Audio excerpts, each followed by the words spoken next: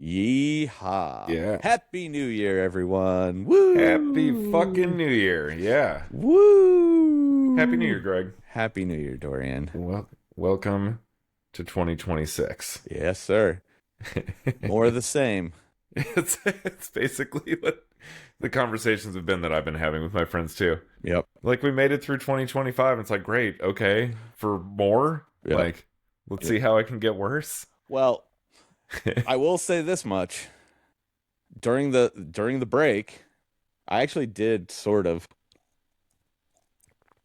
take a break this during our break. During these last couple of weeks, I did next to nothing other than hang out with my kid and go see fish for 3 nights.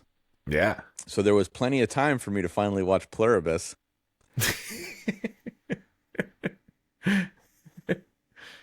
Oh boy. Let's do this. So Yeah, I want sure. to. I'm gonna start. I'm gonna start by saying this. Okay, if you haven't seen the show, obviously there's going to be some spoilers here. So if you are interested in seeing Pluribus and have not yet, I probably wouldn't listen to the rest of this Yeah, episode. probably not. Or you can listen to this episode and hear a bunch of nonsense about why you should or shouldn't watch Pluribus, since this seems to be a very, very decisive Divisive. television Yeah. divisive, that's the word I wanted, television show. So I'm going to start by saying, Dorian, I am highly disappointed in you, Okay. because I would think that someone with such a keen eye for grand storytelling and cinematography would be impressed by this show, Hmm. and yet you are not. No, I'm the opposite of impressed. I actually, yeah, I actively dislike this show. All right, I'm gonna okay. So the thing that you've said to me over and over and over and over again is that nothing happens in the show. But yet, as I watch, I see our our our star, I can't remember her name now, but Carol, is her name Carol in the show? Hmm. Right? I see her trying to figure out what the fuck's going on, and her stumbling onto their food source, and um working through interpersonal relationships with her chaperone, and her exile after she forcefully injects her with truth serum, Hmm. and then her losing her mind through loneliness after 40 days of being alone. And like these are all events that occur throughout the show. I Sure. Yeah. I mean, yeah, it's not just like somebody staring at the screen for an hour per episode. Like, of course, things are happening, but they don't move the characters or the narrative forward in any significant or meaningful way. well, it's all So it's preamble. just so it's just stuff. It's not development. It's not meaningful. It's just, sure, she's going about her life, but like, I don't know, watching her hit golf balls and like be impressed how quickly they can restock a grocery store, like, just doesn't contribute anything meaningful to like the world, the texture, the characters, or the story. Huh. And like, if Well, you're not adding anything to any of those, then like, what, I don't know what I'm watching for, well, here's okay. Here's how I see this. The entire first season. This entire first season is you have this event that occurs. Every human on the planet minus 12 or whatever Mm-hmm. basically merges into one hive Hive mind mind. Yeah. situation thing, whatever, right? And then what unfolds is mostly Carol Carol's experience on how to deal with this new reality that lays in front of her. Why is it happening? What is happening? How? What? Why? How? All of the things. And then obviously, so the um the whole episode where she's alone, Mm-hmm. that spans a great period of time. And so you see her having fun at first and then slowly sort of like going cuckoo bananas as she's like singing at the top of her lungs and hitting golf balls into windows. And I will say that going into the Georgia O'Keeffe Museum and replacing the print she had of a painting with the actual original painting, I was like, that's great. yeah. Like, I would, Well, one of my favorite things in that episode specifically was the voicemail message playing in its entirety over and over and over and over and over. okay, this might be just like the perfect, I don't know, just like distillation of like our separation on this show, because You I didn't find fucking that? You repetition I fucking hate. Like, Oh, oh, it drives me crazy. all right. Like, So, I almost turned that episode off because of that voicemail see, message. that's I to was me, that's like, the when I best. heard it for the eighth time, I was like, why am I watching this? Like, what do I Yeah. care about? Here's my grand summation of how I perceive this whole thing.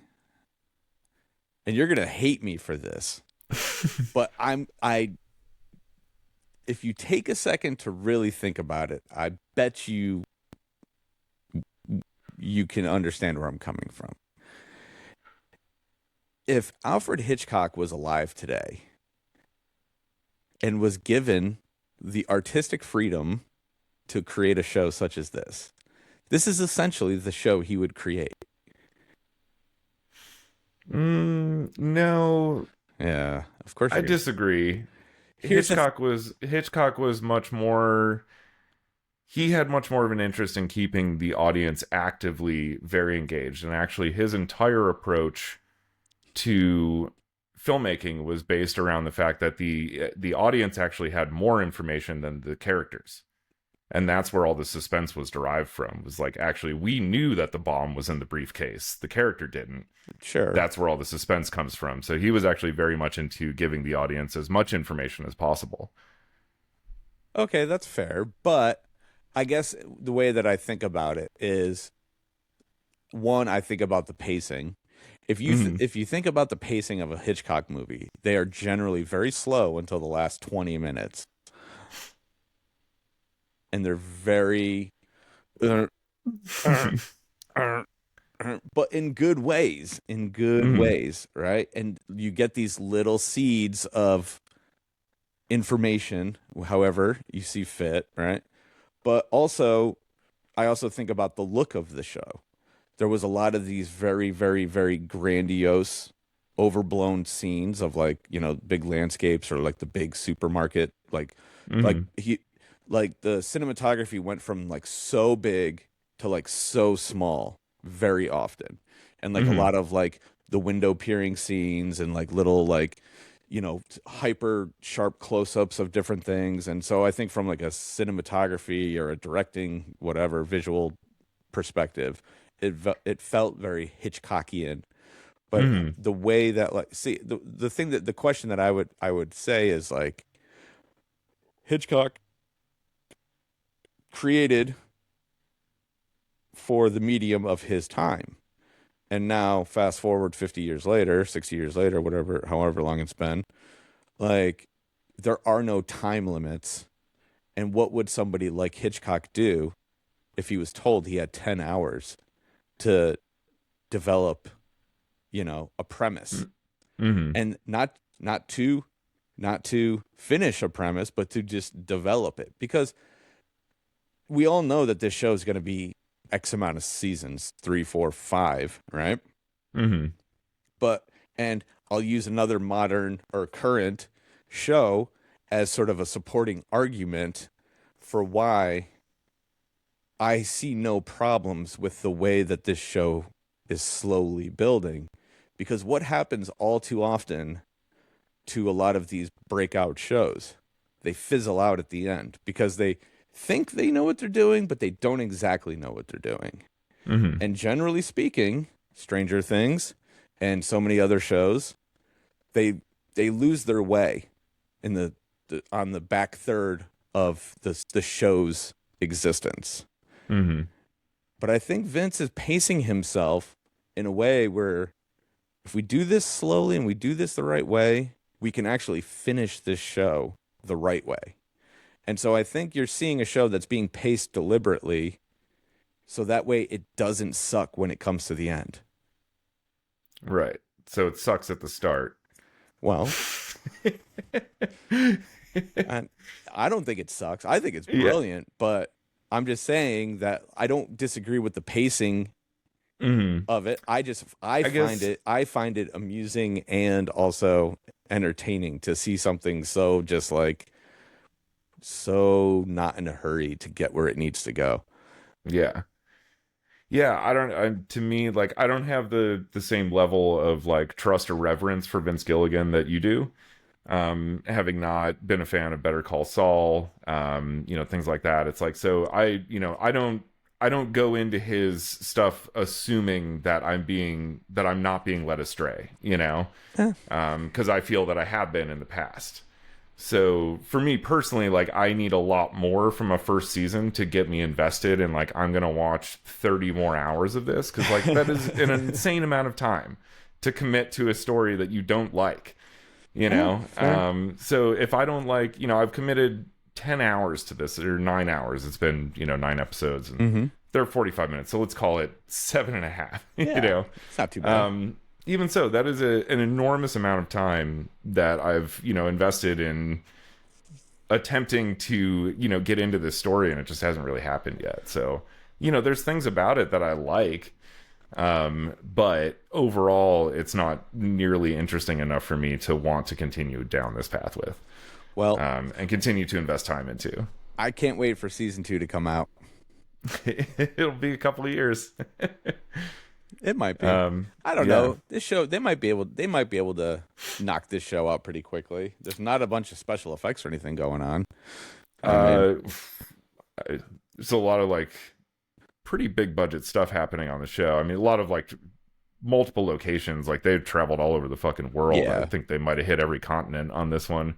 But obviously, Apple's giving them all the money in the world to produce it. But yeah, I think I saw something that it's like they haven't even like come close to finishing writing season 2 yet. Oh, So okay. I think it's still going to be a while. Yeah. But I'm sure they'll continue. I'm Well, sure they'll wait as long as is necessary, which is good too. I'd appreciate, if he's got some grand plan, like, give him the time to do it right. Like, don't yeah. rush it out of the gate. Um, I'd rather see it, put together properly if he's got like a real vision for like the long-term goal of this thing. But I don't, from watching this first season, I don't get a strong enough sense that like there really is a long-term vision for this show and where it's headed. It, to me, kind of feels like it's spinning its wheels and trying to figure it out as it goes along. Well, oh, Um, oof. Okay. yeah, Well, I think I it's mean, like that's the impression I got from it. Yeah, as I was watching it. yeah. You have well, I guess we'll just have to wait and see what the second season holds because I mean, I look at it in a couple of different ways. One, you have your main character and she's confronted with a new reality. You have these secondary characters who share in her reality but don't share in her plight, I suppose. And then you have obviously the what's that word I'm looking for? You have the counterpart to all of that, which is the hive mind alien virus thing and all those Mhm. people. And you learn more about what they, like the whole thing, like the whole kind of process on the back half of the season where she's, what do I actually know about these people? And so she's like actually writing, through and cataloging all of the things that she learns about them. And so I think you need the show to kind of pace itself the way it has, so that way all of the facts about what is actually going on actually makes sense. So like their inability to lie, their inability to kill or hurt anything, and or pick fruit off a tree, and like and on and on we go.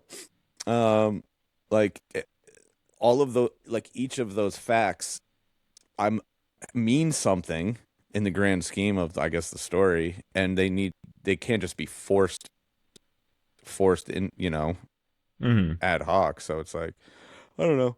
I I very much enjoyed the show. Mm-hmm. Dorian very much did not. Not so much. Yeah. Stay tuned Uh, for episode, I don't know, 190 when season 2 comes out, and yeah. we can Right. argue some more about the genius of Vince Gilligan. Yeah. You can tell me all about it because I won't be watching. Oh, boo. Yeah. I don't in general, I have to say too, just like episodic stuff, it's just not my thing. I just don't really like it for the most part. I don't find most of it to be good enough to like get thoroughly invested in for the amount of time that it requires. And like whenever I do, I usually find like for the most part that I feel like more than 50% of what I watched was filler. That was like totally unnecessary, wasn't particularly entertaining, didn't Well, particularly add anything of like real texture or value like to the story or the characters. can I And so in general, like episodic stuff for me is just it's a very much an uphill battle, well, you're for any watching it, episodic thing. but okay, so you just pointed out maybe a flaw in your thinking in general is, Well, maybe not a flaw, maybe just, a difference of opinion. well, but you're watching it through the lens of a movie director, and it's a different medium. Oh, absolutely. Yeah, it doesn't mean it needs to be boring.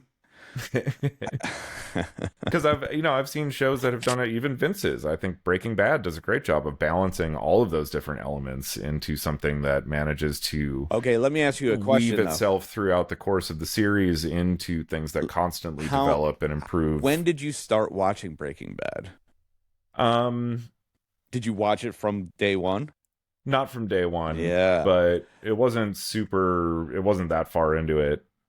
It was maybe like maybe season 2 had concluded when we started watching it. That changes things. When you start the show, definitely changes how it impacts you, because when you're able to watch a bunch of episodes all together, all of the things that seem For like sure. Yeah. filler have their context shortly thereafter as to why they're not filler. So when you're watching a show like this, it probably is beneficial to somebody like you to binge the first 2 seasons. So then that way you're not drowning in your own, piss and vinegar of why is this happening? It doesn't make any sense. I mean, I no, I mean, I Yeah. definitely agree that it alters that. But there's also been shows that have had several seasons that have aired that I've tried watching, and Yeah. within the first season or so, been like, this sucks. Like, Yeah. you're all It's an crazy. it's an interesting thing to me, because I remember, for the life of me, for the longest time growing up, especially when a lot of like these major books were being adapted to film, and people would always bitch and complain about how much detail was left out of a movie, Mm, and you're seeing sort of the polar opposite here, where it's like there's so much detail. Why do I need all of this? mm. Uh, Yeah, I just I'm yeah, sure for there's a like sweet if spot somewhere in the middle, but right, yeah, and like depending on the type of story you're telling, like I don't particularly find this world to be rich enough to require that much detail. Like yeah. I got it pretty quickly.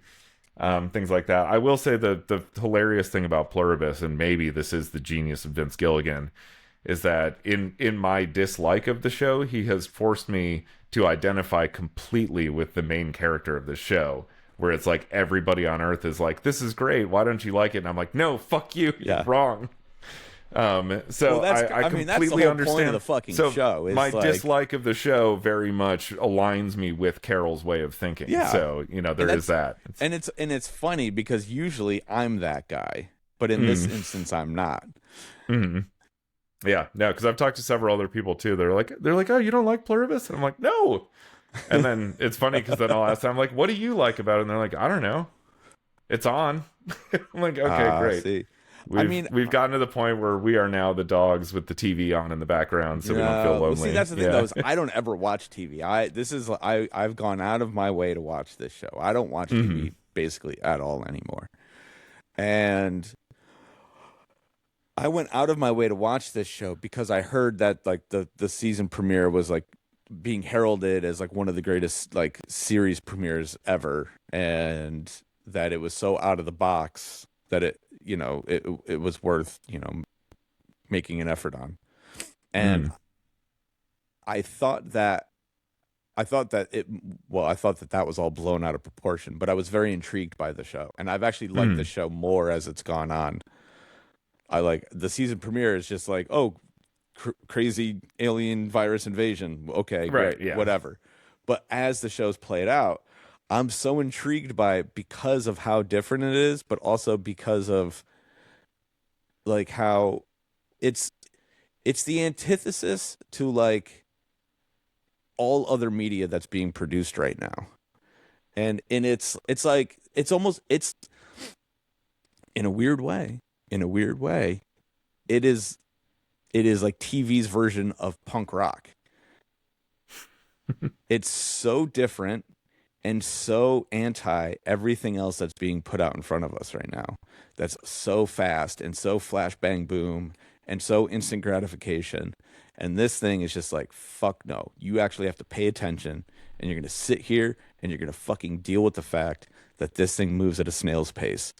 And for whatever reason, the true counter minded person that I am thinks that that is the greatest thing ever because it's challenging the audience, and that's to me, I very much enjoy that mentality. And so I think in that sense I'm willing to go for the ride because just based on that premise alone. But I do think that it's well acted, and I think it's well shot, and I think it's got just enough humor in it and just enough like, ooh, what's about to happen in it, even though it doesn't ever get too far in that realm, but it Yeah. does every once in a great Because while. I It's like, never felt ooh. that for a I second. mean, dude, the fucking giant freezer full of dead bodies. Ooh, what's gonna happen? You know? The tone of the show immediately led me to believe that this was going to be like not a big deal at all, and then it turns out it's not a big deal at all What? because they're like, no, we can't kill anyone. We're just using Yeah, we're product that's available. yeah, but that's People die, so yeah, but I mean, have you ever in your life or in your experience heard cannibalism rationalized so politely? the movie Snowpiercer, uh, very much traffics in the same idea. Okay, I've never seen that, um, but yeah, numerous novels I think have come about this same idea. It's a lot of the show feels very familiar to me. well, I'm sure it I gotta borrows from say, a lot of different things, but yeah, like I wish I could get behind what you just said yeah.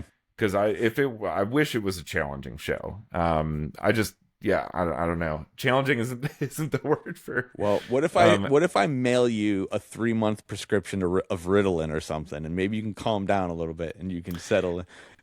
I'm just it's fucking. not good, dude. Yeah, because I hate all the flashbang shit too.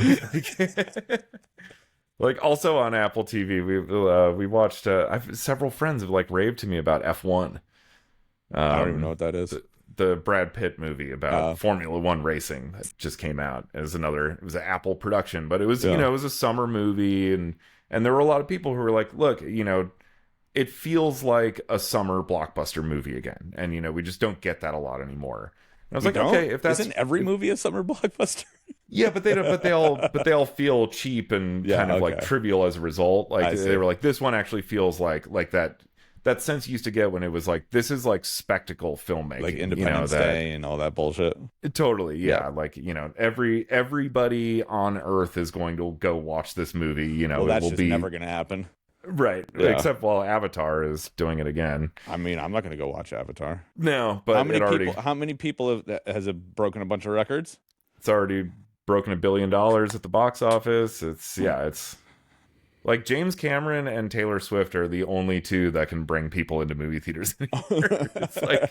It's basically the two of them. Well, And for some reason and for some reason James Cameron is directing a Billie Eilish concert documentary. It's like, dude, if you and Taylor teamed up, you'd be unstoppable, Taylor doesn't need anyone. I mean, It's she true. put her own stuff out. I don't know who actually Yeah. helped her with it, but It's true. Actually, yeah. she I'm not a fan of her music, but she makes some of the most like brilliant business moves. Yeah.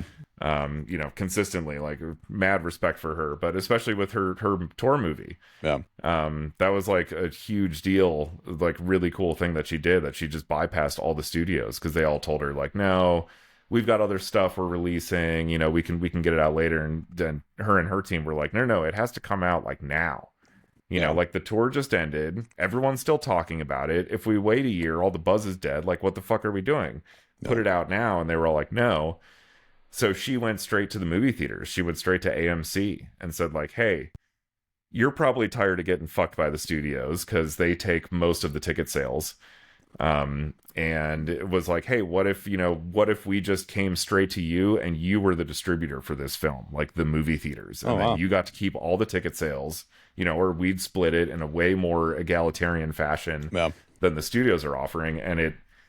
And they did this deal, and then the movie made like hundreds of millions of fucking dollars, and everybody got rich. Yeah. Oh, good for her. So, yeah, I mean, yeah, it was like really, really cool. She just put out another, like a documentary thing. I don't know what it even is, but I think it came out like right before Christmas, and it was like a 6-part thing on Disney, I believe. So there's more stuff that she's like putting out there. It maybe has to do with the new album. I have no idea, but sure. I mean, that girl just doesn't stop. She's insane. So speaking of, but yeah, it's wild though. But yeah, anyway, F1 sucked. But speaking of ticket sales, did you know that the Stranger Things? No, before we start, you're not on social media, so I don't even know if you know about this or not. But before I bring this part up, I'm just going to say the Stranger Things finale, air quotes, aired in theaters. Yeah, and apparently, I don't know how true this is, but it grossed like 25 million in the theaters in like one day. That's pretty wild. Yeah. But because it's Netflix and because of like how, I don't know, there's some sort of thing, like apparently the theaters got like almost all the money. I don't know if that was just Netflix donating the money to the theaters. Holy shit, yeah, that's wild. But there was some weird thing about how like, Stranger Things made like 25 million and the theaters got most of it. That's crazy. Yeah. Really, I mean, that's great. I hope they'd be making good deals for them because, yeah, normally the way it works is that for the first week that a movie is in a theaters, every ticket, every dollar of ticket sales, 90 cents goes to the studio and 10 cents goes to the movie theater. Oh, wow. So it is, yeah, and that's the whole first. So all of opening weekend, all those giant box office numbers you see, like the actual movie theaters showing those movies at best are getting 10% of that. Holy shit! And so that's why concessions are, and then the percentage shifts on over time. Yeah, so like second week they might get 20%, and then by the time no one gives a shit, it's sure, keep all of it for the 6 people that are going to show up. So that's why they push concessions so much. That's why you get the roller coaster through the Cokes and popcorns and shit. That's actually their lifeblood. That's where they make their money. Yeah, I mean that's just like anything. I mean, concert venues are the same way, right? Like, between the promoter. So Netflix is offering way better deals on that type of stuff. Like that's really cool because I've been kind of under the impression that like Netflix doesn't really care too much about theatrical. It's kind of one of those things they do to please sort of like the legacy audience, as they call us. Yeah, I think that was I mean that was definitely their whole thing, was like this should be a communal experience. And then they had like I'm pretty sure, I don't know how many of the actors like just surprise like popped up in like random theaters.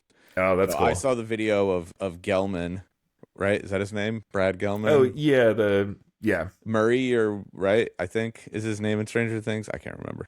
I'm so bad with names, but he like showed up in this like, because it was on New Year's Eve, and so he showed up in this like baby blue like jumpsuit, almost looking like Elvis with like sequins on it and shit, and his like beer belly's like sticking out of the shirt. And I was like, "What are you doing?" That's like, awesome. It was hilarious. Just disrupt the movie. Yeah. I thought it was cool too that it the screenings in theaters coincided with the time that it went live on Netflix. Yeah. So it was like 7 p.m. for like everybody, whether you were watching at home or in the theater. Like nobody got it first, Yeah. So I thought that was cool. That definitely incentivized, I think, the theatrical, because it wasn't one of those like, oh, well, I could watch it I'm going to have to avoid spoilers online for 2 days so I can go see it in the theater on Friday. It's like, Yeah, no, yeah, none of that. Like, nobody knows until the same time. yeah. So So that was very smart. here's the thing: you're since you're not on social media, you may not have been sucked into this rabbit hole. But do the words conformity gate mean anything to you? Oh, no. I don't know. I'm not familiar with the conformity gate. Well, when we I'm get excited to find out. off, you can go search your heart's content and find all the conspiracy theories about how the season finale was not, in fact, not the season Mm. finale. Oh, gotcha. There is a massive, massive, massive like groundswell that the actual season finale or series finale will be airing. What day is it today? Mm-hmm. Will be airing Oh, tomorrow, January 7th. oh, okay. And that what we all watched on New Year's Eve or maybe the day after, like I did, because I was busy. Was some like Vecna hallucination Yeah, of exactly. So, reality? yeah, Okay. exactly. And there's like all these, I mean, people. it's it, Oh, it it God bless him. it is incredible to me the length at which people, when they invest themselves into something, will just Oh, dissect the balls out of it. Like it is just incredible. But some of these videos, they'll have like 13 examples why mm-hmm. episode 8 was all just one giant memory created by Vecna. Okay. And it goes down to like tiny, tiny little details that may or may not be intentional. Things Mm-hmm. like the way everyone was sitting at the graduation, or the fact Mm. that every main character had a person behind them wearing glasses, or the hairdos of all the people in the future. And then like there's like a dial or something and the color changed on the dial and the color changed on this other thing from like past episodes to this episode and Mm. Okay. and on we go. So I It's one of mean, those delightful, like, if you applied yourself this much just in your regular life, oh like, you would yeah, be you'd be like doing just such a fine. massive success in whatever Yeah. it is you're doing. But Yep. somehow it all got funneled into this Into one weird nonsense. conspiracy. Yeah, Yeah. Into nonsense. that's But hilarious. I do find it all very humorous and entertaining. Yeah. And who knows? Maybe there's one more. Oh, this is the other. This is the other funny one. If you type fake ending into the Netflix search bar, Stranger Things pops up.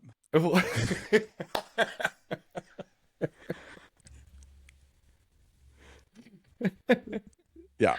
This is So awesome. yeah, You know it's a what? whole thing. It is a whole fucking thing. I spent maybe 20 minutes yesterday, because the thing with like Instagram now, if you stop on something, it's gonna give you more of what you stopped on.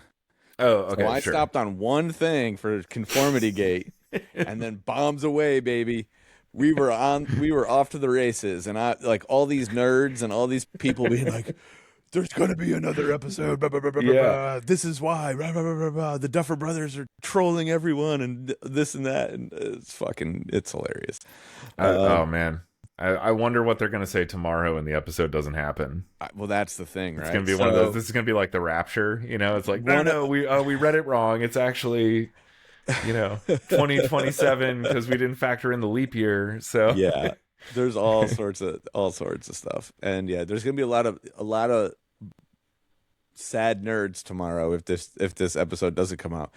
And oh man, the conversely, fake con- ending thing is great. I love that. if they pulled it off, the Duffer Brothers go down in history as Hmm. being as having the biggest set of fucking balls on the planet. Because think about this: you just had $25 million worth of people come to see your season finale in a theater, and it's not the actual Yep. series finale. So it's a win-win and a lose-lose all at the same time.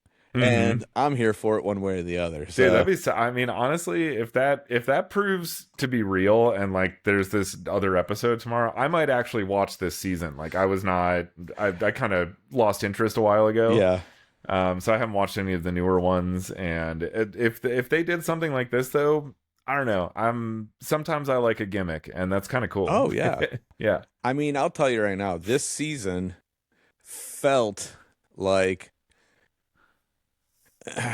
one giant misdirect after another. Every time Mm. you're like, okay, I think I know what's going on. It went in a completely different direction.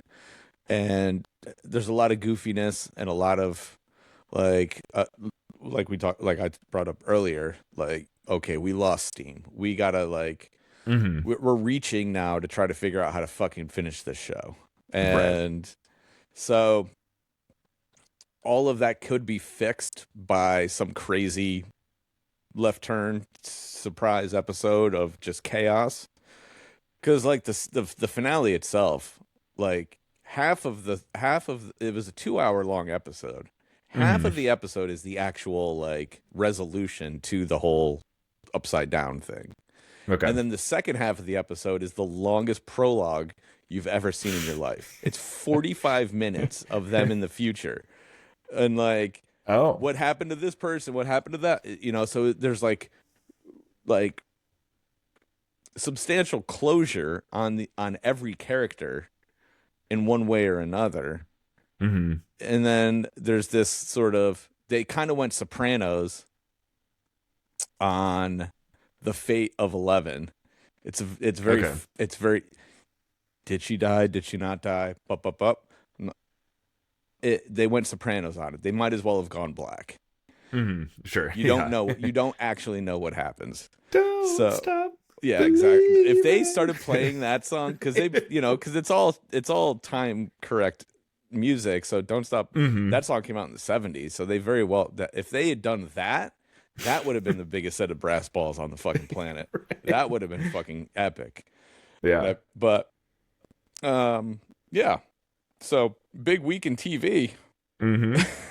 The only thing I heard about it was, so I got my haircut on New Year's Eve, and I was asking my barber what he was doing, and he was like, "I'm going to see the Stranger Things finale in 4DX." Uh, He was super hyped about it, and I was asking him about like, "Oh, how's the season been?" Blah blah blah, just making small talk and stuff, and he's like, "Yeah, yeah, it's been okay," and he's like, "But I'll tell you what, the internet has been giving Millie hell for getting those lip fillers." dude, she looks ridiculous. I mean, Yeah, and I don't want to. I'm not gonna like pile on to the whole like you know over analyzing a woman's looks, especially a young teenager, sure. however old she is now. Yeah, But it's do whatever you want, but yeah, you knew you were going to be playing a 13-year-old on television again. yeah. Like, Well, the final season is like 3 years later, so they are okay, like they're about to graduate, or no, sure. I guess no, because the graduation was 18 months later. I don't even know.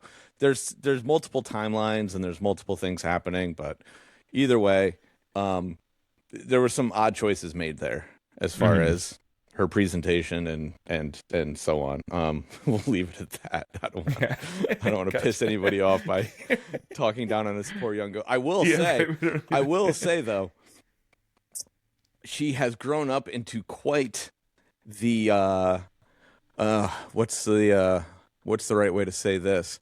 mm, She's the exact opposite of 11. The real life Millie Bobby Brown is very loud and boisterous. hmm, And I've seen her in a couple of interviews now, and she's kind of got that like Northern England sort of rah rah rah rah rah. yeah, Like not Cockney, but like I'm like watching it, and I was like, this is the girl that plays 11. yeah. Like she's Like, damn, hell of an actor. Yeah, there you go. right.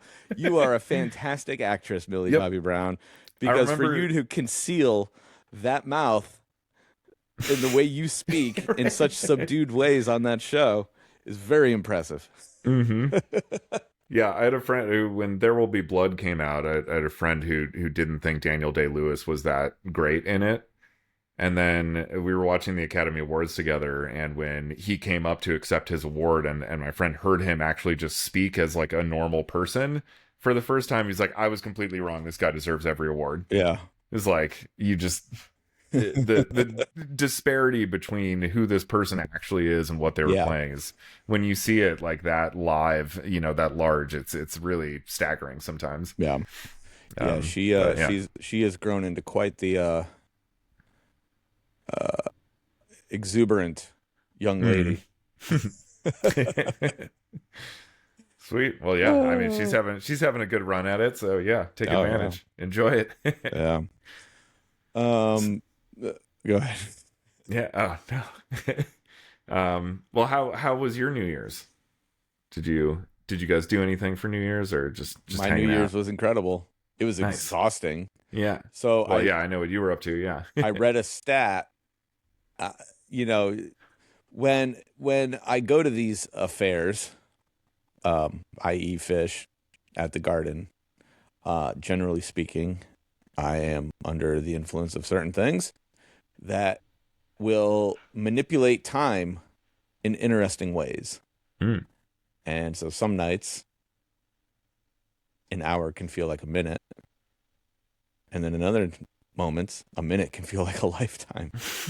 I experienced both over the course of 3 nights, but I will say that the New Year's night itself not only felt long, but was incredibly long to the Mm. point where I guess they broke their own record for the longest concert ever at the Garden. At No shit. it clocked in at just under 4.5 hours total. Wow. So Three sets that night. yeah, 3 sets, The but they third night. were Yeah. all long. Like normally they'll shorten the middle set depending on what like this like. So they've started doing a different thing with the New Year's over the last few years as they've become more theatrical and more elaborate, where sometimes the gag might actually start in the second set, and then Okay. they still take a set break, and then the gag continues into the third set, into the actual New Year's thing. So, also this one wasn't very production heavy, so there wasn't a big changeover that they needed to do. So that also comes into play. Hmm. Like when I'm trying to think here.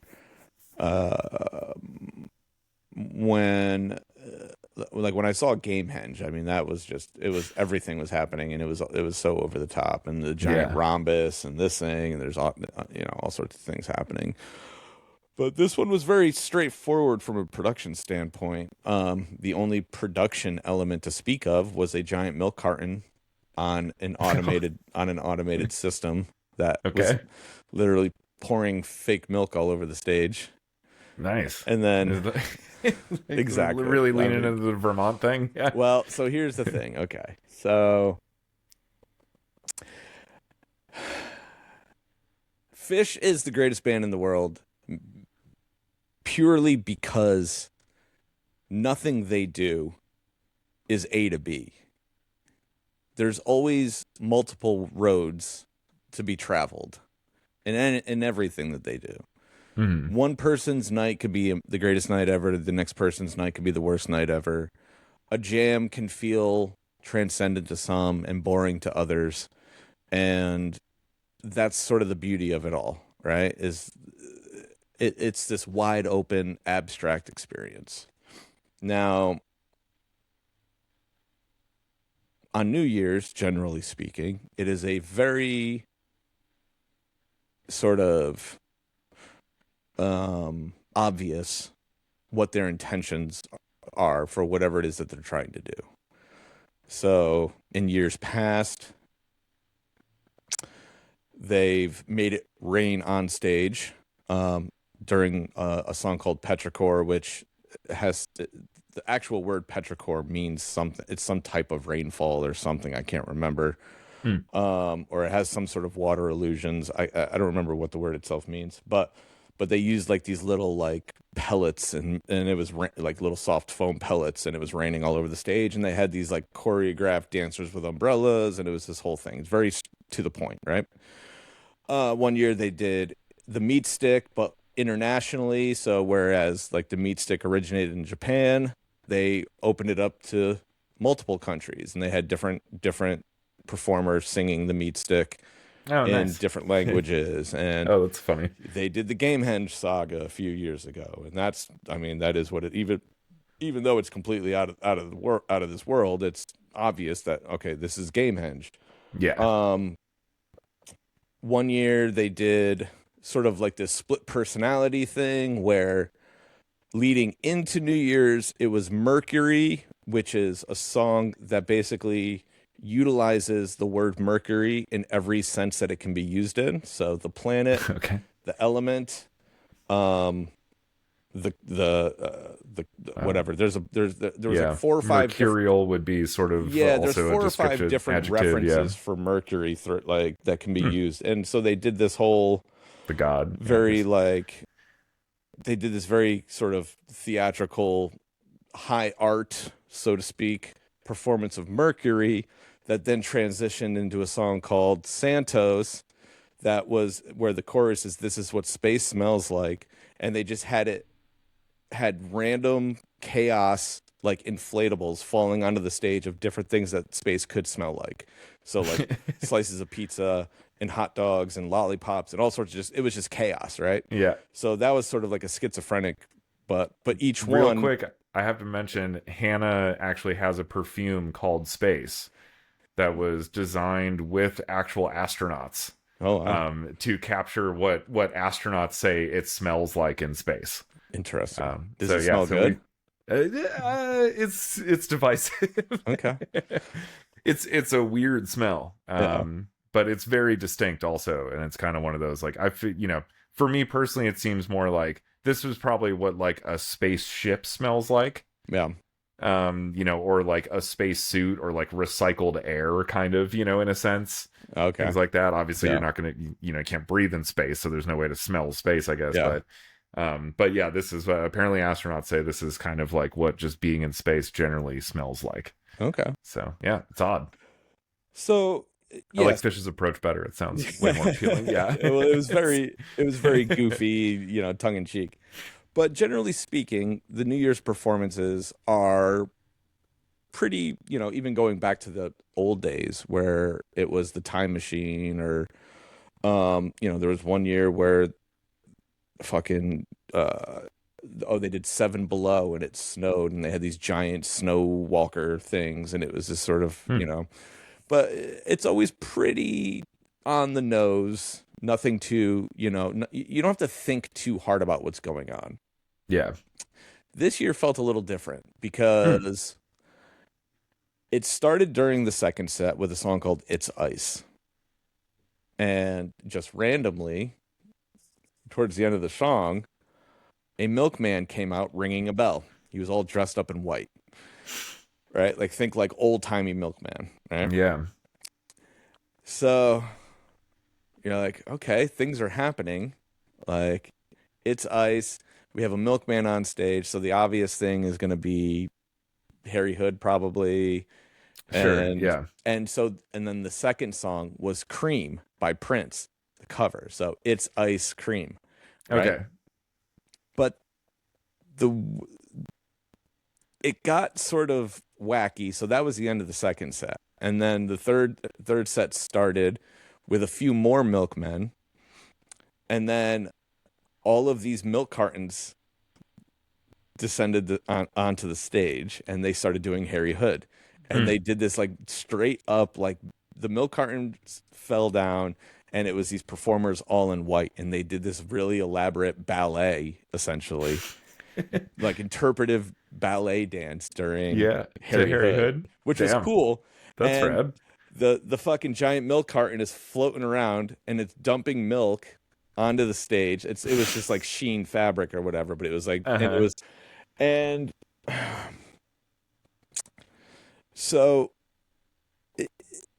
it, it seemed innocent enough until they did Tweezer, or no, they didn't do Tweezer yet. They did 2001.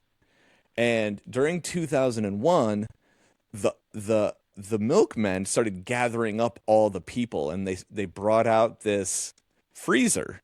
So we knew that they were going to do Tweezer at some point, right? But so they're Sure. doing 2001 and they're gathering up all the dancers and they're cramming them into a freezer, right? And I was like, this is kind of weird, right? Okay. So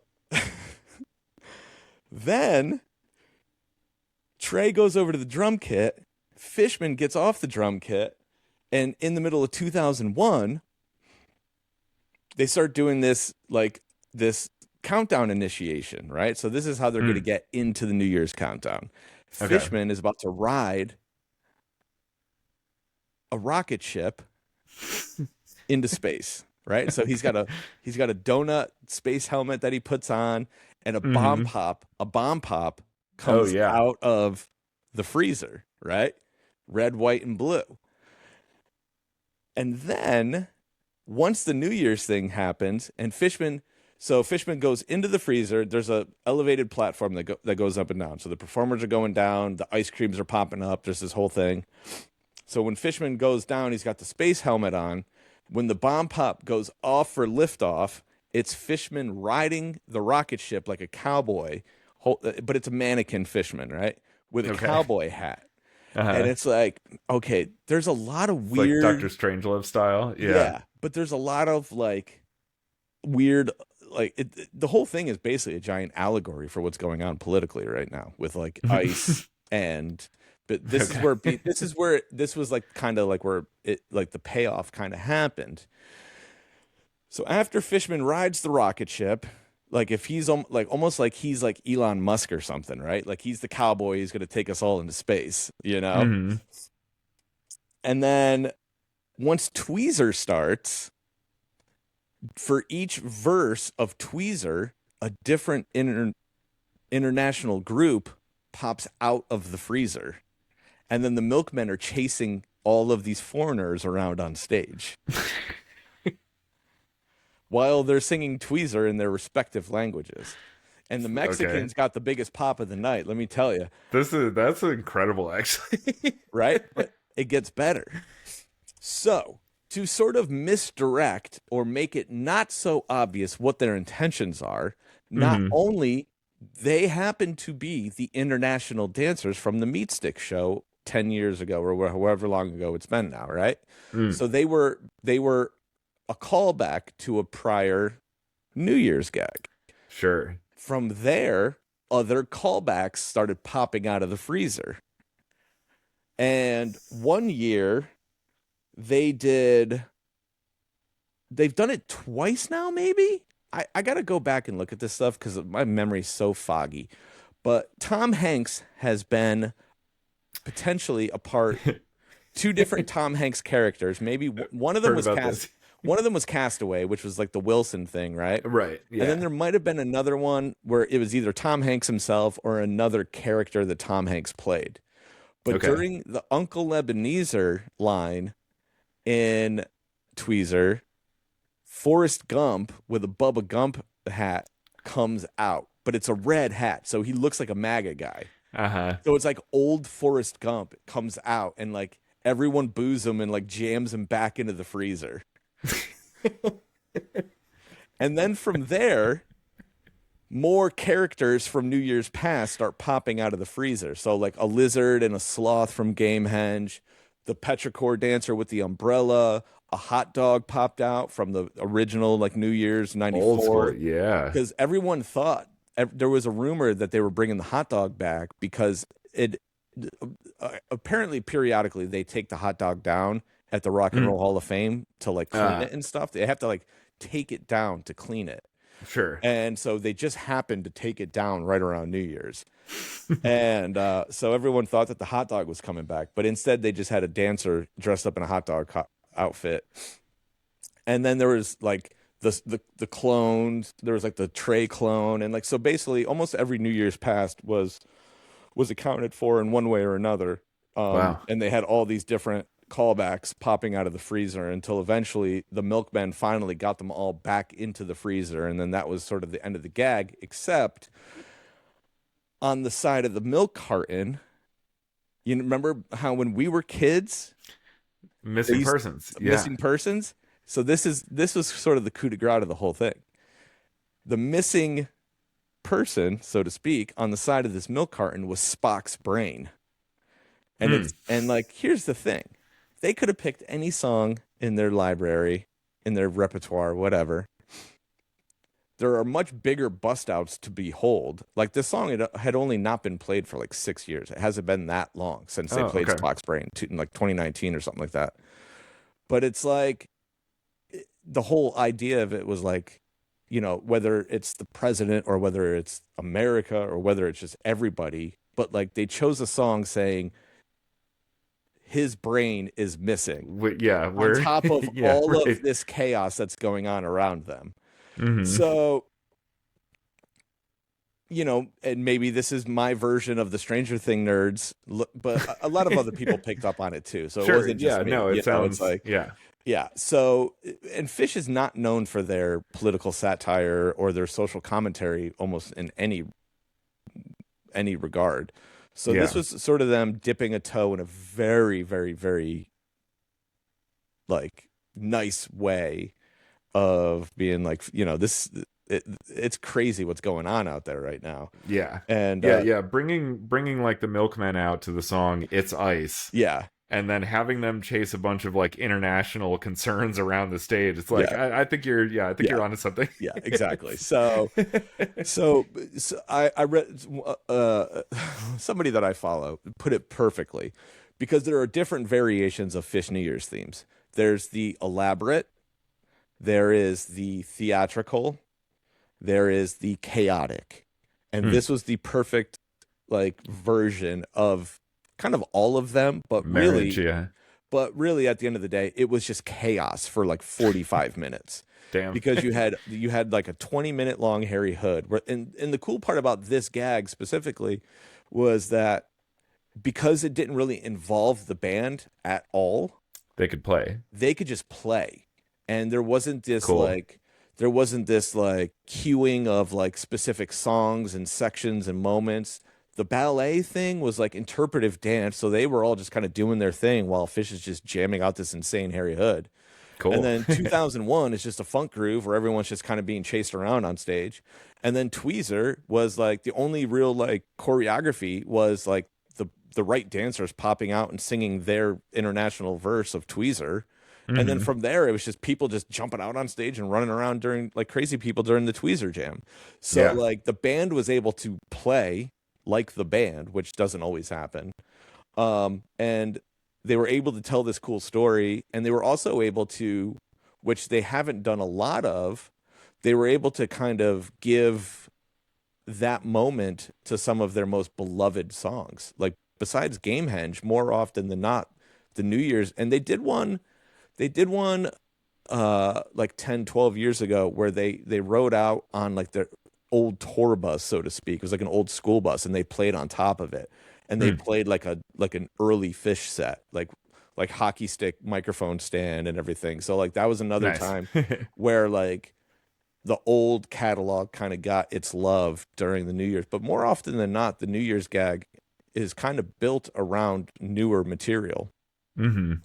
And so this year they were able to like really, give new perspective and new love to some of the, obviously most beloved classic songs, Yeah. in their canon. So yeah, Well, it and then was they ripped out like a 30-minute tweezer, right? yeah, Like, it was wasn't I it? mean it was ridiculous. It And was then the awesome. Piper Yeah. after that was ridiculous. Like that was the whole thing. But by the end of Piper, I was like, I kind of want this to be over. Uh, I was tired.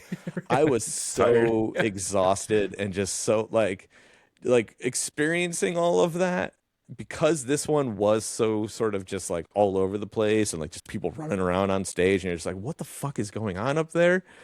Like it was a lot like to be able to focus on what's happening visually and musically Hmm. and stay in tune with all of it is exhausting.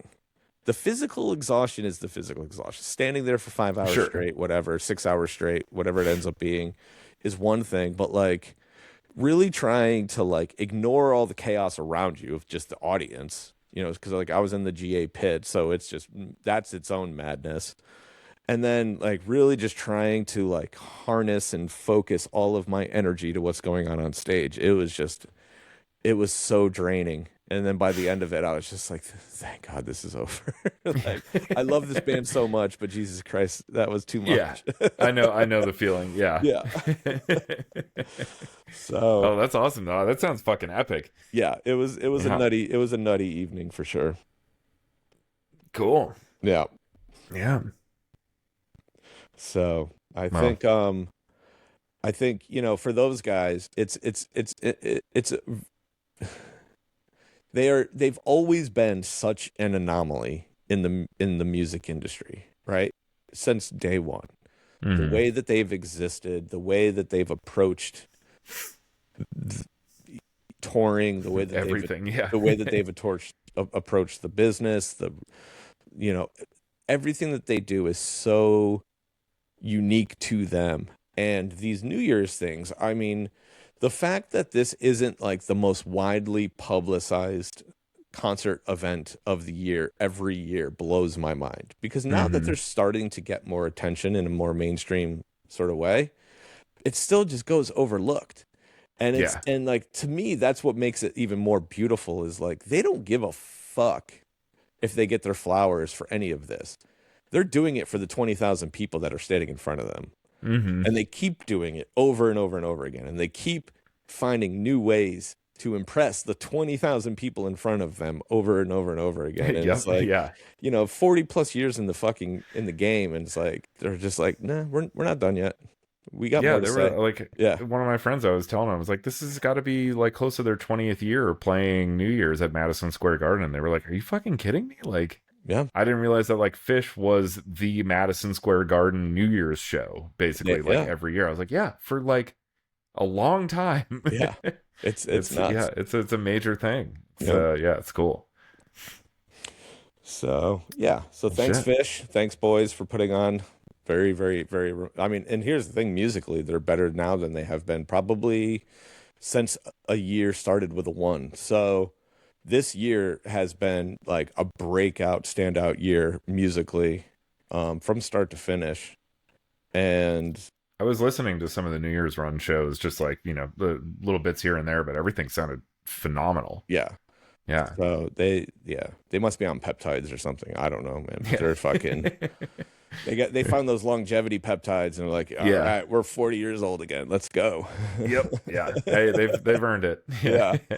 Yeah. Oh, Jesus. All right. Well, I think that's enough rambling for today. I'm gonna Yeah. go. I don't know what I'm gonna do. I'm gonna go. I'm probably not gonna do anything today, actually. I feel very unmotivated. So, Nice. um, Dorian, good to see you again. Yeah, good to see you again too. It's been it's like weird, one of those, when we have like a 2-3 week absence now, or it's like Yeah. I see I'm like, it feels like it's been forever, man. Well, we'll keep it going for a little bit. We'll see how the schedule allows Yeah. starting next month. Sure. We'll talk about that next week. I'm not ready to talk about it yet. So, Yeah, whenever, yeah. My news, lips are sealed. Yeah. breaking news. Stay tuned next week. Cliffhanger. That's right. There you go. Perfect. All right. Thanks, guys. It's been the Stroke of Midnight.